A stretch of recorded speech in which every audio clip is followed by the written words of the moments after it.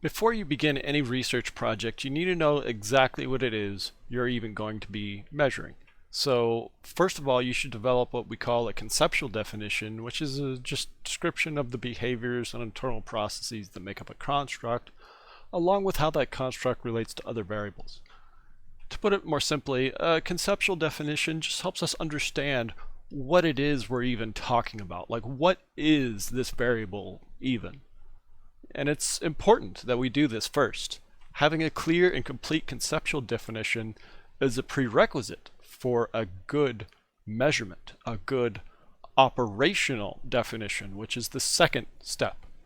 So this is that procedure for indirectly measuring and defining a variable that cannot be observed or measured directly. So an operational definition is a requirement if you're interested in any kind of construct, any kind of hypothetical construct, which are these traits, these values, these qualities that we can't really see. Like, we can see behaviors and we can see the consequences of these traits, but we can't see them directly. So we have to look at other things to kind of develop this indirect form of measurement. But as I previously mentioned in the other videos, there's various, things that go into deciding exactly how you plan to measure a variable. And it can be quite difficult to decide on which operational definition you should use. So a good place to start would be basically to either decide if you want to pick a pre-existing operational definition, which is strongly recommended, or you could try to develop a new one. But either way, whether you go with something that's already been developed or you come up with a brand new way of measuring something, you're going to need to do your homework. You're going to want to look at the previous research to ensure that your operational definition is of high quality. Now, if you decide to use an existing definition, which is recommended, you will be able to take advantage of various features, such as you'll be able to save time and trouble that you would be spending if you had to create your own. There's already been some evidence published that this operational definition is pretty valid. If it's been published, it's most likely been used successfully, so therefore it must be a good way to measure this construct. And also, when you do use somebody else's operational definition, the results you'll develop can be more easily compared and combined with the previous results. Just like how I have often said in these videos, science is a gradual thing where we're just talking with each other, we're working with each other, and we're progressively getting closer and closer to the truth. So by using somebody else's operational definition, we can maybe build on it a little bit, we can expand it a little bit, and we can further reinforce our understandings of these constructs. Now, if you do decide to pick a pre-existing definition, like I said, that's great, but oftentimes you'll find that there are many to choose from. So to determine which one you should use for your own study, there's a few things you should consider. First of all, how popular are these various operational definitions? Clearly, you should pick one of the ones that is the most popular, the ones that's been showing up in most published research, because those are the ones that are probably the most well established and agreed upon. You'll also want to consider the operational definition's reliability and validity. Oftentimes when you read about somebody else's measurements, they will include these kinds of things, such as assessments of their own measurements, reliability and validity. So you could look for that. Another thing you should look for is the operational definition's modality. So in other words, how this thing measures the construct. Like, is it a physiological measure? Is it a self-report measure? So you'll want to pick the kind of measurement procedure that you are the most familiar with and you're the most comfortable using. And then the last important criteria for determining which operational definition you should choose is how feasible would it be for you to use it? Like, is this something that you have experience using before? Are these behaviors something that you've measured in the past? So do you have the training? Do you have the technology to do it? So those are just some important things to consider. If, on the other hand, you decide to go off on your own direction, create a brand new operational definition for this construct that you're interested in, well, you're probably still going to want to base it on some of the old stuff. New operational definitions are usually based on pre-existing ones. But maybe you're just taking it in an entirely new direction. Maybe you're adding a new element. You're just making it your own in some way by adding in a little bit of your own creative ideas. But don't forget one of the more important principles when it comes to psychological research of parsimony. Or to put it simply, don't make it overly complicated. You want to make sure you include all the important aspects of that construct, but nothing else. So you don't want to make it unnecessarily complicated, is all I'm saying. Keep your definition as short and as simple as possible without sacrificing any validity or reliability. But whether you choose a pre-existing one or whether you come up with a new one, you'll then need to actually implement your definition. But be aware that when you implement your operational definition, it's very likely you're going to encounter what we call artifacts. These are some external factor that could influence or distort the measures of your research study. In a previous video, I talked about error in measurement. An artifact is something that produces error, to put it simply. So artifacts threaten the reliability and validity of your measurement. And they just kind of obscure your results. They make it hard to tell how much of what was observed is due to your manipulation and how much is just due to error. So there are things we can do to try to eliminate these artifacts, but it's important to understand where they come from. Like, one kind of artifact is called experimenter bias or researcher bias. This is when there's an influence on the findings of the study because of the experimenter's expectations of that study. So as a researcher, we always go into our studies expecting a certain result. And those expectations alone could be an artifact. They could influence the data collection and analysis and subsequent conclusions. So it's important as the researcher to be aware of that. These kind of self-fulfilling prophecies could ruin your research study. Another source of error, another kind of artifact, is participant reactivity, or you could just call it participant bias. This is when the participants modify their natural behavior in response to the fact that they are aware that they're participating in a study, or the knowledge that they're being measured in some way. And oftentimes when a person is aware that they're being watched, they'll engage in what we call socially desirable responding. So the participants are just engaging in behavior that they believe is expected of them. And this is often because they're aware of what the demand characteristics are that are placed upon them. Those cues or features of a study that suggest to the participants what the purpose of your study is, what your expectations are, and just what the whole idea behind this field of research is. So, in other words, if the participants know what you want them to do, they're going to be more inclined to do that. They are trying to be socially desirable. They're trying to be nice. So that's one potential subject role that a participant might fit into. So many participants will try to be nice. They will try to help you to confirm your hypothesis. But there are other ways. There are different ways that the participant might respond based on these kinds of experimental cues. But one example I like to give of this kind of socially desirable responding is that of a pink elephant.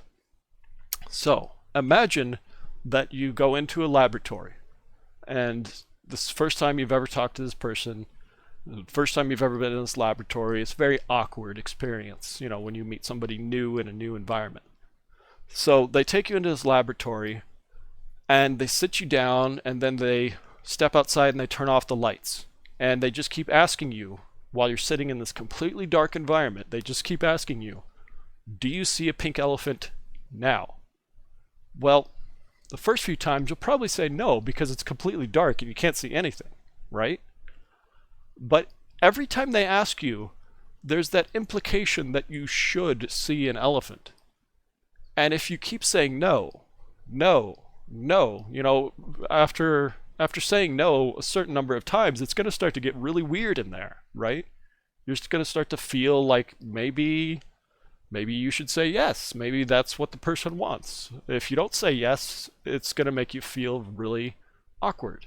So to resolve that kind of tension, oftentimes people will just do what they think is expected of them. And in this example, you probably would start to say, yes, I think I see something, after about maybe 10 or so trials, even though there never was a pink elephant. So participant reactivity could be a real problem in that sense. It can get people to go against their own judgment simply because they think you want them to act in a certain way. So that would be an example of the typical participant, what we call the good subject. Person who believes that they've identified your hypothesis and is trying to help you to produce results that support it. So this is good. This is normal. This is something that people, they want to be a nice person. But by being nice, by being good, they're completely undermining the scientific method and they're ruining your results. So good subjects are counterintuitively pretty terrible. But then you can go in the complete opposite direction and get something equally terrible, which would be a negativistic subject. So this is somebody who, like the good subject, has identified your hypothesis, but is now actively trying to produce results that fail to support it. I like to call these participants complete jerks, because it's like they want it, they're out to get you. They're trying to ruin your experiment. They're trying to make your life more difficult simply because they don't like you, or they resent being a participant, or something like that. There's two more kinds of subject roles that we tend to see. So then the third one would be what we call the apprehensive subject. So this is somebody who's so concerned about their performance. They're so, aware of being judged that this interferes with their ability to perform in a natural way. It's like they're thinking so much about themselves that they kind of forget what they're doing and they start to do poorly. Then there's the fourth kind of participant, which we call the faithful subject. This is what we would hope to get, but unless you take certain precautions, you're not likely to get the ideal participant. This is a person who simply follows the instructions to the letter, doesn't try to figure out your hypothesis, and just tries to give you the most accurate response to your measurements as possible. And usually you get these kinds of participants because they either are expert participants, they care a lot about the scientific method, they know a lot about the scientific method, and they're actively trying to counteract a lot of these inclinations that the other types of subject roles might fall into, or they just don't care. They have no preference for you, they have no preference for the study, they just want to give an honest response and get out of there. So either way, it's great. This is what we want from a participant. Somebody who just gives an honest response and moves on. But while we can try to take certain steps to educate our participants and to try to make sure that they're giving the most accurate response, there are some difficulties when it comes to doing that. So researchers have developed various methods to try to get around these problems. We call them blinded experiments. And there's two ways you could do experimental blinds. A single blind is an experiment where the participant doesn't know which group they're in. They don't know if they are in the treatment group or the control group. And this is very useful for reducing that participant reactivity that I was just describing. So like those complete jerks, those negativistic participants, the ones that are trying to ruin your study, they won't be as effective at that because they won't know exactly what is expected of them. They won't know if they should say, yes, I see the elephant, or no, I don't see the elephant, because they don't know if they're in the group that gets the elephant. Do you see what I'm saying? So by keeping the participant guessing, by keeping them in the dark as to exactly what is expected of them, then they're less able to give you those kinds of, catered results, so to say. But in a lot of cases, that could be very effective, but it's not good enough. We need to also try to avoid that other kind of artifact, the researcher bias. So in order to do that, we have to do the double-blinded type of experiment. So this is where the participant doesn't know which group they're in, and therefore doesn't understand what the expectations are on them. But also the researcher doesn't know what group that participant is in, and doesn't know what to expect from them. So obviously this is a little bit trickier to do. In a lot of cases, they'll use some kind of coding system to keep the researcher completely in the dark about who is in which group until the very end of the experiment. Or maybe you'll have like a third party keeping track of everything. But by doing a double-blinded experiment, even though it's a little bit more tricky to do, you are going to be able to avoid both kinds of artifacts. Now, whether you do decide, going back to what I was saying before, whether you do decide to use an existing operational definition or come up with a new one, you're going to want to evaluate it. You're going to want to evaluate the reliability and validity of your definition. And doing so will help to provide insight not just on how good your operational definition is, but also how good the prior operational definitions were. Like if your new way of measuring this construct is just a slight tweak from what's done before, and your new method completely fails, well, maybe those previous methods were garbage too. That's how science works, remember? Science is always like slowly getting closer to the truth, and if your new version doesn't work out, then that kind of retroactively comments on the older versions, and it'll give us a little bit more insight as to what's actually going on here. Maybe the stuff we've been doing is not actually that great, as accurate as we thought it was. So we want to evaluate the reliability and validity of any new method that's being developed. And there's a lot of ways to do that. Like you could do that test-retest validity or reliability measurement that I mentioned before if your study involves measuring the same participants across multiple sessions. If your study involves making a lot of subjective judgments of participants' behavior, then you could assess that inter-rater reliability I was describing in the previous video. But for most studies, it will be possible for you to use internal consistency measurements, so that's what you should typically fall back on. For most studies, you are going to be measuring a construct using multiple questions, multiple observations, and you can use those methods of assessing the internal consistency to measure the quality of your operational definition. But when it comes to evaluating the validity of your operational definition, the validity of your measurement procedure, that's going to be a little bit more difficult. What you're going to want to do, besides simply looking at the face validity, where you just ask people, does this make sense? Like, does this look like it measures it? You'll also want to assess the criterion and discriminate validity. Like, does your new measurement, do the results you get from your new measurement seem to correlate with other measures of the same construct? And does your new measurement not correlate with different constructs, for example?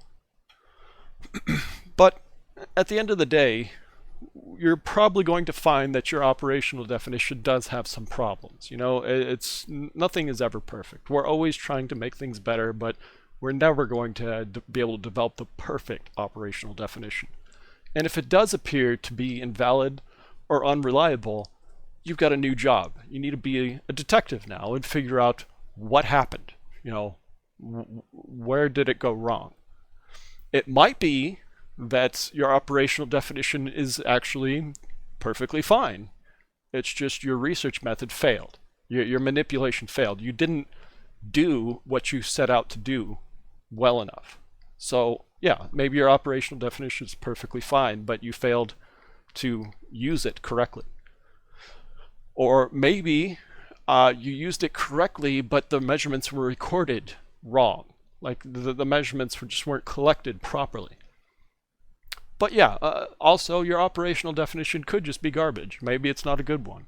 So that's always a possibility, but you always want to try to rule out those alternate explanations before you throw this new operational definition you've developed into the trash, because we want to progress. We want to develop on what's come before. We don't want to just become complacent with what's already been established.